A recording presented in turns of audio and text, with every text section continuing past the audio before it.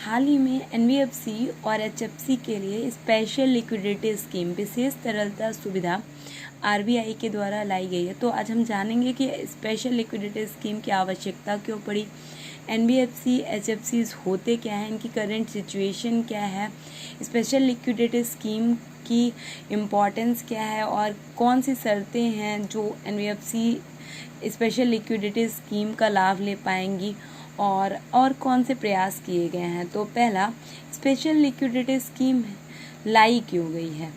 फिलहाल क्या है, मंदी का दौर चल रहा है। एनबीएफसी एचएफसी में वित्तीय सहायता की आवश्यकता थी, जिसे देखते हुए आत्मनिर्भर अभियान के एक भाग के रूप में एनबीएफसी और एचएफसी में लिक्विडिटी को बढ़ाने के लिए आरबीआई के द्वारा स्पेशल लिक्विडिटी स्कीम लाई गई है। ठीक है, एनबीएफसी और बैंक एचएफसी ये होते क्या हैं। तो एनबीएफसी और बैंक दोनों ही क्या होते हैं, वित्तीय संस्थान होते हैं, लेकिन इनमें डिफरेंस होता है। जो बैंक होते हैं वो सभी प्रकार के जमा को स्वीकार करते हैं, परंतु जो एनबीएफसी होती हैं, एनबीएफसी केवल और केवल सावधि जमा को स्वीकार करते हैं, सभी प्रकार के जमा को स्वीकार नहीं करते। जो एनबीएफसी होती हैं बैंकों की तरह ये पेमेंट सिस्टम का भाग नहीं होती हैं, इसलिए ये चेक जारी नहीं करती हैं और आंशिक रूप से ये बैंकों की तरह काम करती हैं, इसलिए एनबीएफसी को शैडो बैंक कहा जाता है। ये दो प्रकार के होते हैं, डिपॉजिट टेकिंग और नॉन डिपॉजिट टेकिंग। जो डिपॉजिट टेकिंग होती है वो भी केवल सावधि जमा को स्वीकार करती हैं। जो बैंक होते हैं उन्हें आरबीआई रेगुलेट करता है। एक विशेष बात यह है कि सभी बैंकों को आरबीआई रेगुलेट करता है। बैंकिंग रेगुलेशन एक्ट 1949 के तहत ये रेगुलेट होते हैं। वहीं जो एनबीएफसी होते हैं कंपनी एक्ट 1956 के तहत रेगुलेट की जाती हैं और इनको अलग अलग रेगुलेटर रेगुलेट करते हैं। जैसे जो डिपॉजिट टेकिंग एनबीएफसी होती है उन्हें आरबीआई रेगुलेट करता है। जो सिक्योरिटी मार्केट या कैपिटल मार्केट से रिलेटेड एनबीएफसी होती हैं उन्हें सेबी रेगुलेट करता है और जो इंश्योरेंस सेक्टर से रिलेटेड एनबीएफसी होती हैं उन्हें एडा के द्वारा रेगुलेट किया जाता है।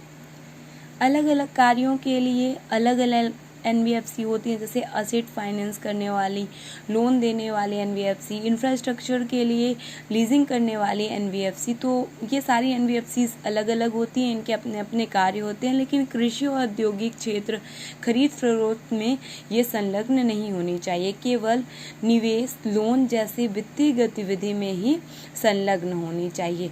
एनबीएफसी जो होती हैं इन्हें बैंकों की तरह सीआरआर कैश रिजर्व रेशियो जो होता है वो मेंटेन नहीं करना पड़ता है।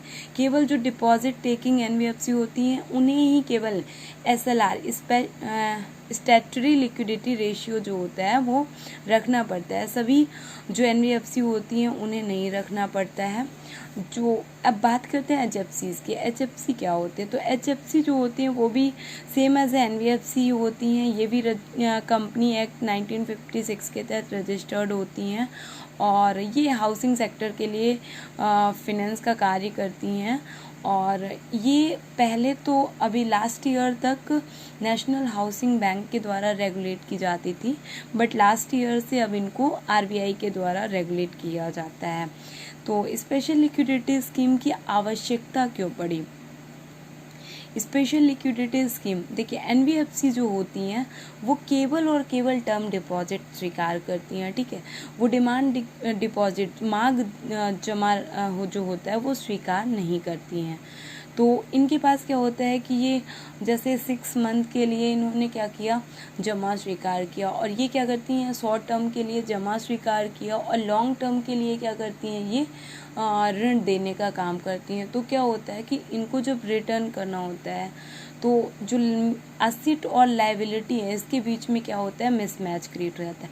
हालांकि केवल ये टर्म डिपॉजिट से ही नहीं बल्कि जैसे कॉमर्शियल पेपर है, डिवेंचर है, ये भी जारी करती हैं। म्यूचुअल फंड ही भी इनकी आय का सोर्स है और बैंकों के से भी ये ऋण लेती हैं।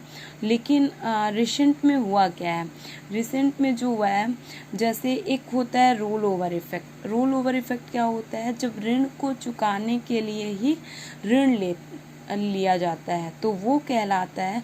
यहाँ पर क्या होता है, ऋण को चुकाने के लिए जब कोई भी एनबीएफसी जो होती हैं वो ऋण लेती हैं तो उनकी लागत में वृद्धि हो जाती है। यही इफेक्ट क्या कहलाता है, रोल ओवर इफेक्ट। लेकिन जब आर्थिक स्थिति क्या है, बेहतर है, तो उस कंडीशन में क्या होता है कि ऋण आसानी से मार्केट से मिल जाता है, और जब आसानी से ऋण मिल जाता है तो फिर से ऋण लेकर और ऋण को चुकाया जा सकता है और उसको रिकवर किया जा सकता है। बट यदि आर्थिक स्थिति अच्छी नहीं है, मंदी का दौर चल रहा है, और दूसरा क्या है कि केवल टर्म डिपॉजिट एक्सेप्ट करती हैं। थर्ड ये है कि यदि commercial paper, debenture, mutual fund, bank सभी जगह से जो मिलने वाला इनको पैसा है, अगर उसमें कमी हो जाए तो कहीं ना कहीं क्या होगा, एनबीएफसी को जो पैसा मिल रहा है उसमें कमी हो जाएगी। तो इसीलिए स्पेशल लिक्विडिटी स्कीम लाई गई है। रिसेंट में हुआ क्या है, पहला जैसे IL&FS क्राइसिस हुआ जो कि इंफ्रास्ट्रक्चर के लिए ऋण देने वाले एनबीएफसी हैं, तो इससे क्या हुआ, एनबीएफसी में विश्वास में कमी आई। दूसरा एक Franklin Templeton mutual fund group है जो कि क्या करता है, ऋण योजनाओं को, जिसने क्या किया है, अभी कुछ ऋण योजनाओं को बंद कर दिया है। और जैसे इसने ऋण योजनाओं को बंद किया तो इस पर भी क्या हुआ कि म्यूचुअल फंड जो होते हैं, एनबीएफसी क्या करते हैं, डिवेंचर हो गया, कॉमर्शियल पेपर हुआ, जारी करते हैं, म्यूचुअल फंड से पैसे प्राप्त करते हैं। तो यहाँ पर क्या हुआ कि एनबीएफसी को जो पैसा मिलता था म्यूचुअल फंड से, उसमें भी कमी आई। महामारी की वजह से मंदी भी आ गई, बैंकों के द्वारा भी ऋण में कमी हो गई, तो एनबीएफसी के पास क्या हुआ है, पैसे की कमी हो गई है। और एनबीएफसी जो हमारी अर्थव्यवस्था के मुख्य स्तंभ होते हैं, मेन जो पिलर है एमएसएमई, तो उनको ऋण प्रदान करती है। अब जब एनबीएफसी और एचएफसी के पास ही पैसा नहीं होगा तो एमएसएमई के पास पैसा कैसे होगा। इसलिए आवश्यक है कि लिक्विडिटी को बढ़ाया जाए।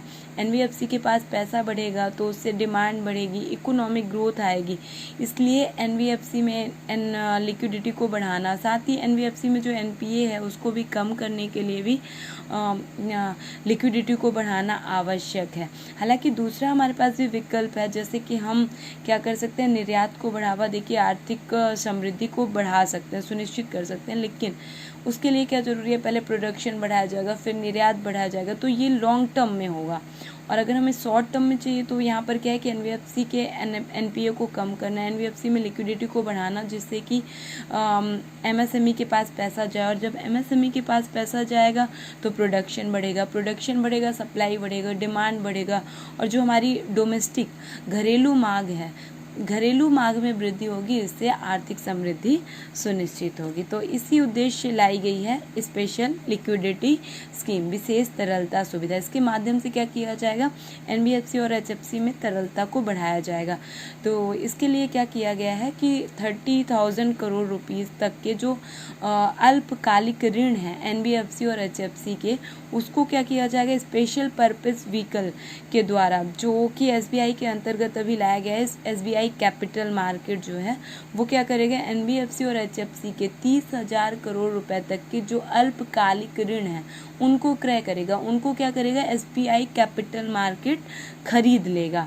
और इससे जो एसबीआई कैपिटल मार्केट को जो पैसा होगा, मतलब SBI capital market NBFC HFC से उनके ऋण खरीदेगा, उसके बदले में उन्हें पैसा देगा। और एनबीएफसी एचएफसी क्या करेंगे, जो उनकी लायबिलिटी है, जो उनकी देयता बनती है, वो उसको ले जाके पैसा देंगे। तो यहाँ से क्या होगा, SBI capital market NBFC HFC के जो अल्पकालिक ऋण है उनको क्रय करेगा, एनबीएफसी एचएफसी को पैसा देगा, इनके पास पैसा आएगा और ये क्या करेंगे, अपनी देयता को दे सकेंगे। साथ ही इनका एनपीए कम होगा, और इनके पास जब पैसा आएगा तो ये एमएसएमई सेक्टर जो है उसको ऋण दे सकेंगे। इसके लिए कुछ शर्तें रखी गई हैं कि कौन सी एनबीएफसी जो हैं वो एसबीआई कैपिटल मार्केट के थ्रू स्पेशल लिक्विडिटी स्कीम का लाभ ले सकती हैं। तो पहली शर्त यहाँ पे रखी गई है कि जो एनबीएफसी और एचएफसी जिनका एनपीए जो है, नॉन परफॉर्मिंग एसेट, वो 6% से कम का होना चाहिए, पहला। दूसरा ये है कि लास्ट 2 ईयर में एटलीस्ट 1 ईयर इनकी निवल आय होनी चाहिए। और तीसरा ये है कि स्पेशल मेंशन अकाउंट 1 and 2 नहीं होना चाहिए, ठीक है। स्पेशल मेंशन अकाउंट क्या होते हैं, तो स्पेशल मेंशन अकाउंट जैसे 3 कैटेगरी में डिवाइड किए गए हैं, ये आइडेंटिफाई करने के लिए कि कितना जो है ऋण दिया जा चुका है और कितना जो है वो हमारा जोखिम भरा हो रहा है, तो उस चीज़ को की जानकारी बैंकों के पास रहे, वित्तीय संस्थानों के पास रहे, इसलिए को डिवाइड किया गया। तो स्पेशल मेंशन अकाउंट 0 क्या होता है, जिसमें 0 to 30 डेज तक देखा जाता है कि किस प्रकार से मूलधन और ब्याज की अदायगी 30 डेज तक यदि ना हो तो वो स्पेशल मेंशन अकाउंट 0 में आते हैं। यदि 31 to 60 डेज तक प्रिंसिपल और इंटरेस्ट रेट में किसी भी प्रकार का रिटर्न नहीं होता है तो उन्हें स्पेशल मेंशन अकाउंट 1 में शामिल कर लिया जाता है। यदि 61 डेज से लेकर 90 डेज तक किसी भी प्रकार के मूलधन और ब्याज की प्राप्ति ना हो तो उसे स्पेशल मेंशन अकाउंट सेकंड में इंक्लूड कर दिया जाता है, ठीक है। बात करते हैं इससे ज़्यादा अगर 90 डेज से, तो वो तो एनपीए में कन्वर्ट हो जाता है, नॉन परफॉर्मिंग एसेट, गैर निष्पादनकारी परिसंपत्ति जिसे कहा जाता है। यदि जो बैंकिंग या वित्तीय संस्थान होते हैं जो मूलधन देते हैं उसमें लगातार 90 दिनों तक मूलधन या ब्याज दोनों में से किसी की भी प्राप्ति ना हो लगातार 90 दिनों तक, तो वो क्या होता है, एनपीए कहलाता है, ठीक है। फिलहाल कुछ और भी व्यवस्थाएं की गई हैं एनबीएफसी और एचएफसीज में लिक्विडिटी को बढ़ाने के लिए, जिससे कि एमएसएमई सेक्टर को भी मतलब फंड की कमी ना हो, लिक्विडिटी पर्याप्त मात्रा में बनी रहे, डिमांड बनी रहे और मांग बनी रहे, डिमांड बनी रहे, जिससे कि आर्थिक समृद्धि बनी रहे। मंदी को कम से कम, मतलब मंदी का दौर चल रहा है उससे किस तरह से उबरना है, इसके लिए प्रयास किए जा रहे हैं।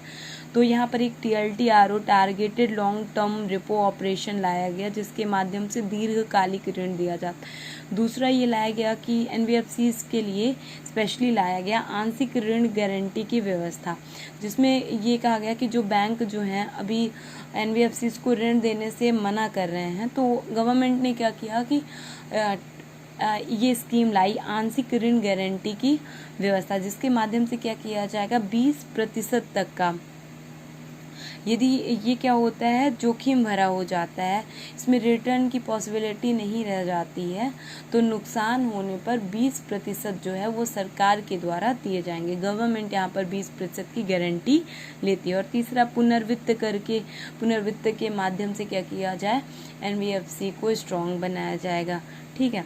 एनबीएफसी तो बस स्पेशल लिक्विडिटी स्कीम है क्या, स्पेशल लिक्विडिटी स्कीम के माध्यम से एनबीएफसीज को और एचएफसीज के जो ऋण हैं उनको एसबीआई कैपिटल मार्केट, जो एक स्पेशल पर्पस व्हीकल है, ये क्या करेगा, परचेस करेगा, उनको पैसा देगा और उस पैसे को वो क्या करेंगे, जो उनकी देयता बनती है उसको रिटर्न करेंगे, ठीक है। और इस तरह से क्या होगा, इनकी जो एसेट लायबिलिटी जो मिसमैच है उसको कम करने का प्रयास किया जाएगा, एमएसएमई के लिए और अर्थव्यवस्था में लिक्विडिटी को बढ़ाने का प्रयास किया जाएगा।